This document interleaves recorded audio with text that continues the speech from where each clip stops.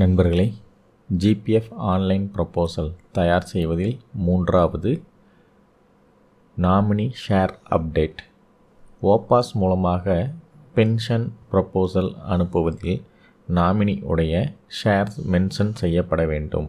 அதில் GPF, commutation, DCRG, pension value, LTA போன்றவற்றிற்கு மட்டுமே நாமினியின் ஷேர் அப்டேட் செய்யப்படுகிறது.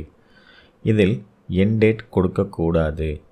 ஸ்டார்ட் டேட் எஸ்ஆரில் உள்ள தேதி முடிந்தால் கொடுக்கவும், இல்லையெனில் ரிட்டையர்மெண்ட் வருடத்தின் முதல் நாள் 1/1/2019, 1/1/2020 என்று கொடுக்கலாம். நாமினி 50% ஷேர் எனில் ஸ்டார்ட் டேட் ஒவ்வொரு நாமினிக்கும் வேறு தேதியாக கொடுக்கவும். நாமினி அப்டேட் ஆகியுள்ளதா என்பதை ப்ரீ ரிட்டையர்மெண்ட்டில் கடைசியாக உள்ள ரிப்போர்ட்ஸில் நாமினி ஜிபிஎஃப் ப்ரொபோசல் ஃபார்ம் மற்றும் ஆன்லைன் ப்ரொபோசல் ஃபார்மில் டவுன்லோட் செய்து சரிபார்த்து கொள்ளலாம். எத்தனை முறை வேண்டுமானாலும் டவுன்லோட் செய்யலாம். இதனால் எவ்வித பாதிப்பும் பென்ஷன் ப்ரொபோசல் அனுப்புவதில் ஏற்படாது. வாருங்கள் நண்பர்களே, பயணிக்கலாம். நண்பர்களே, இனிஷியேட்டர் ஐடியை சைன்இன் செய்து உள்ளே ஹியூமன் ரிசோர்ஸில் ப்ரீ ரிட்டையர்மெண்ட்டை கிளிக் செய்யவும். அதில் நாமினியை கிளிக் செய்து பென்ஷன், அதனில் எம்ப்ளாயி ஐடியை கொடுத்து ஆக்ஷன் என்று கொடுக்கவும். ஆக்ஷன் கொடுத்து கிரியேட் செய்தோம் என்றால் நாமினி டைப் ஏஐஜேஎஸ் என்று இருக்கும். அதை டெலீட் செய்துவிட்டு டிசிஆர்ஜி என்று செலக்ட் செய்யவும். செலக்ட் செய்து if nominee a family member என்பதில் எஸ் எனவும், name of the nominee search செய்தோம் என்றால் யாருடைய பேங்க் அக்கௌண்ட் அப்டேட் செய்தோமோ அந்த பெயர் வரும்.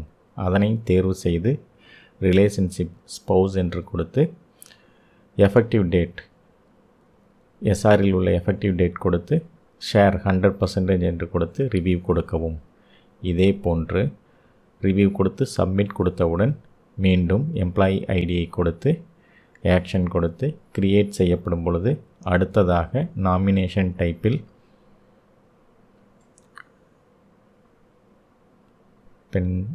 ஜிபிஎஃப் தேர்வு செய்யவும். ஜிபிஎஃப் தேர்வு செய்துவிட்டு நாமினி எஸ் எனவும், name of the nominee search செய்து தேர்ந்தெடுக்கவும். எஃபெக்டிவ் ஸ்டார்ட் டேட் எந்த தேதி கொடுத்தோமோ அதே தேதி, ஷேர் 100% என்று கொடுத்து ரிவ்யூ கொடுக்கவும். ரிவ்யூ தென் சப்மிட். அடுத்ததாக நாமினேஷன் டைப்பில்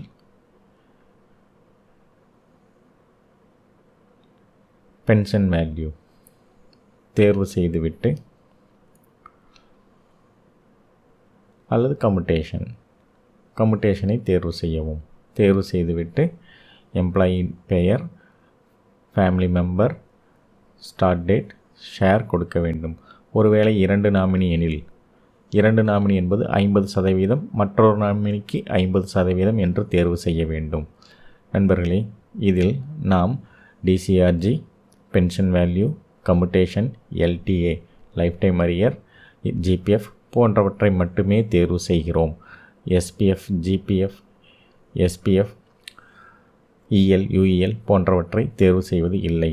நாம் பதிவேற்றம் செய்தது சரியாக உள்ளதா என்பதை 3 லெவல் அப்ரூவல் கொடுத்துவிட்டு ரிப்போர்ட்ஸில் வந்து, அதாவது ப்ரீ ரிட்டையர்மெண்ட்டில் கடைசியாக உள்ள ரிப்போர்ட்ஸில் வந்து ஜிபிஎஃப் மற்றும் ஆன்லைன் பென்ஷன் ப்ரொபோசல் அதனை கிளிக் செய்து பார்த்தோம் என்றால் நாம் செய்த கரெக்ஷன்ஸ் அப்டேட் ஆகி இருக்கும்.